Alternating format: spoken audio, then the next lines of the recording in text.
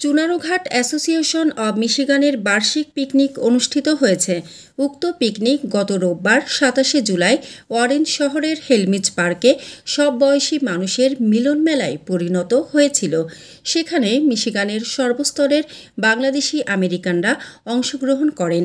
অনুষ্ঠানের শুরুতে মোহাম্মদ খালেদের সঞ্চালনায় পিকনিকের আহ্বায়ক লুৎফুর রহমান অ্যাসোসিয়েশনের সকল সদস্য ও অতিথিদের নিয়ে বেলুন উড়িয়ে অনুষ্ঠানের উদ্বোধন করেন।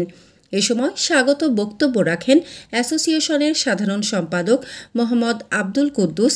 এ সময় উপস্থিত ছিলেন সংগঠনের উপদেষ্টা মোহাম্মদ গোলাম আজম, উপদেষ্টা মোহাম্মদ গিয়াসউদ্দিন, মোহাম্মদ সোহেল খান, মোহাম্মদ কামাল আহমেদ, মোহাম্মদ ফজলুল হক, মোহাম্মদ সিরাজুল হক ও শহীদ খান।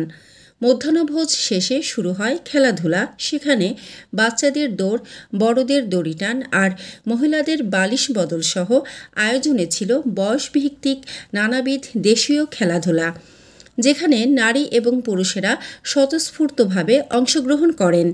অনুষ্ঠানের শেষ পর্যায়ে সংগঠনের সভাপতি মোহাম্মদ সাইদুল হকের সমাপনী বক্তব্যের মাধ্যমে খেলাধুলায় বিজয়ীদের মধ্যে ও র্যাফেল ড্রয়ের পুরস্কার বিতরণের মধ্য দিয়ে বনভোজনের সমাপ্তি ঘোষণা করা হয়।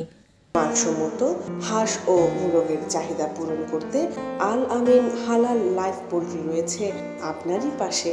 আমরা হাঁস, মোরগ, কবুতর, কোয়েল, টার্কি ও খরগোশ পাইকারি মূল্যে বিক্রয় করি।